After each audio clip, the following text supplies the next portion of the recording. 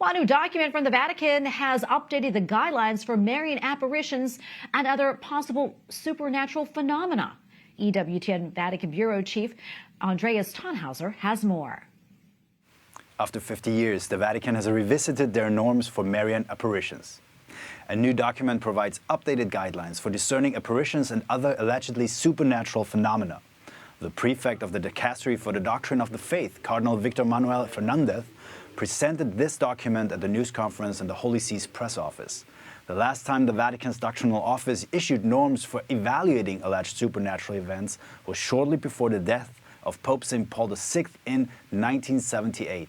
In the old document, the initial evaluation of alleged apparitions, weeping statues, or supposed messages from God, Mary, or the saints was entrusted to the local bishop.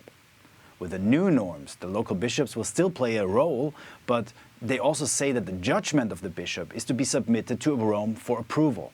The new document encourages diocesan bishops to set up an investigative commission if evidence of a supernatural phenomenon seems sufficient.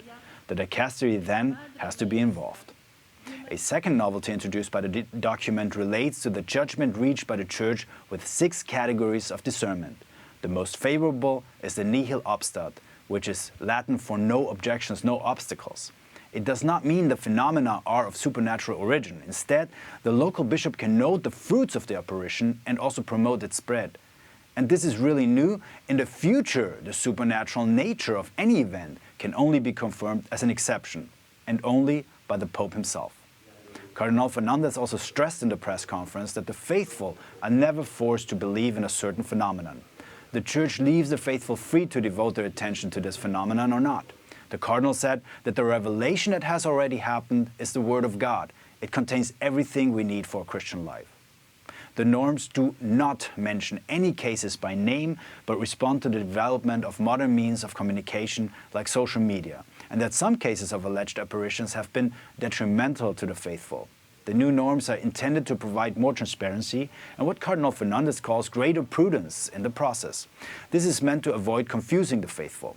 According to the document, there were quite a few alleged apparitions in the last century, creating confusion surrounding their authenticity. In fact, there have been several cases where a local bishop rapidly declared an event as supernatural, only for the Vatican to express a different decision later. In other cases, a bishop has said one thing and his successor the opposite about the same phenomenon. Pope Francis has also been careful in the past when asked about apparitions and called for more prudence in discerning their authenticity. Because of modern mass media, local events can quickly assume a global character. A decision made in one diocese has consequences elsewhere. Cardinal Fernández further warned that in some cases, serious issues that harm the faithful may arise. In some particular cases, profit, power, fame, social recognition, or other personal interest have derived from alleged phenomena. In Rome, Andreas Thonhauser for EWTN News Nightly.